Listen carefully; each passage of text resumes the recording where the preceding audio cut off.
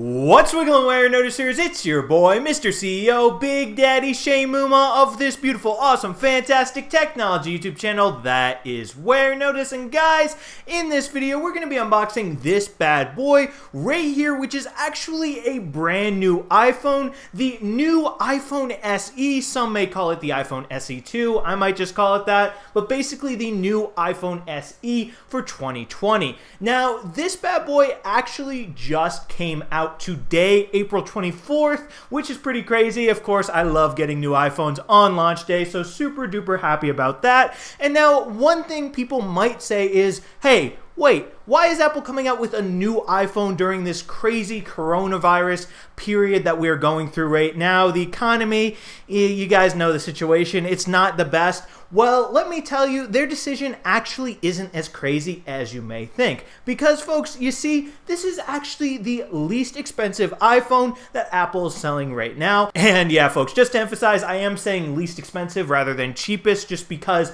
$400, that is still a lot of money, obviously. But it is the least amount for a brand new iPhone in Apple's iPhone lineup that they sell at Apple stores. So I definitely think that is pretty cool. And I definitely think this is probably the perfect timing for Apple to come out with a brand new, less expensive iPhone because of just the way everything is right now. So I'm definitely excited to review this bad boy. Basically, folks, it is a newer iPhone in the body of an iPhone 8. So yeah, as you can see right here, it has a home button. It doesn't have that giant, beautiful screen that I love with the notch and the no home button, but it does have Apple's A13 Bionic chip, their brand new, latest, most powerful chip that they put in iPhones, which is also in the iPhone 11 Pro, which costs quite a bit more money than this phone right here. For example, I have the iPhone 11 Pro Max. I use that as my daily driver iPhone, and that bad boy, I think it starts at like $1,100 or something crazy like that.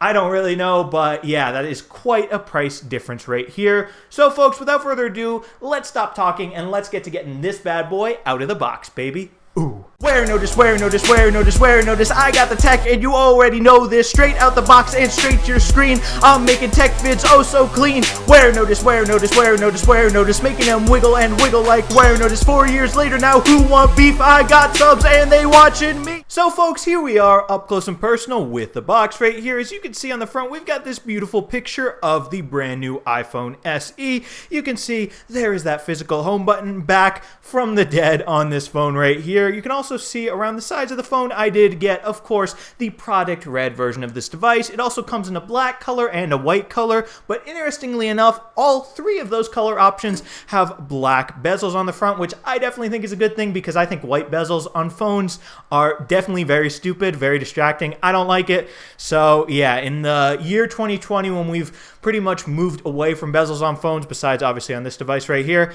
I think it's smart to have those bezels at least be black if you're going to put them on a phone. But hey, that's just my opinion. Anyway, if we come over here to this side of the box, it says iPhone. Obviously, it's an iPhone in red. Interestingly enough, though, it doesn't say iPhone SE, which probably would make more sense. But hey, we'll get over it. It's just the box. Right here, we've got a beautiful red Apple logo right there. I love all the red on this box. Warenotice red, of course, folks. And right here, it says iPhone again. And right here on top, we've got the Apple logo again. So now let's open this bad boy up. We can come over here. Apple makes it so easy to take the shrink wrap off their boxes these days with these easy peel tabs. Shout out to Apple for making this nice and easy. We can peel this right off the box right here, and boom, just like that. Here's the shrink wrap. Bye-bye, little guy. And we can take this iPhone out of the box. So guys, here we go. And oh yeah, oops, the iPhone isn't there. It's under this. So we can just read this real quick. Designed by Apple in California. We've got a nice little red slip right here. I love this red. It says product red.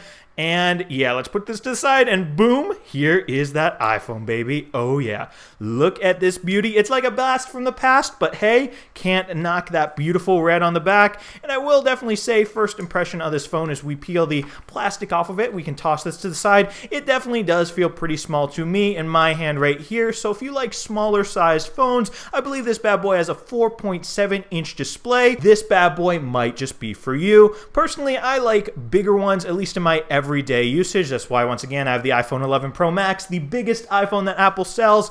But yeah, for those of you who don't like that, this bad boy You might just love it. Anyway, folks, now we can put this bad boy right here to the side and see what else is in the box. Right here on top of it, we did have all this paperwork right here. So in this stack of paperwork, we've got that, once again, product red paper right here. Welcome to iPhone, SIM ejector tool, and look over here, even the Apple stickers. So definitely some cool stuff in there. And yeah, folks, right here, we've got the little wall plug for charging this bad boy. We've got Apple's own ear pods right here, and these are, I'm guessing, let's see, these are, of course, the Lightning version, because believe it or not, there is no headphone jack on this phone. So if you're a fan of the headphone jack, sorry, but not anymore, folks. And yeah, right here under that, we also have a Lightning to USB cable, also for charging this phone right here. So now that we've seen all the cool little different things that came in the box with the brand new iPhone SE, I'm gonna call it the iPhone SE 2. Let's get this bad boy set up and let's start using it, baby. And folks, just like that, now I have this bad boy right here, the brand new iPhone SE, all nice and set up. And definitely, folks, my first impression of this bad boy is that screen,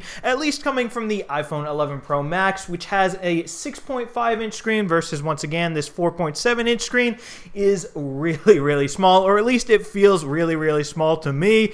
Just like looking at it, I almost have to like squint.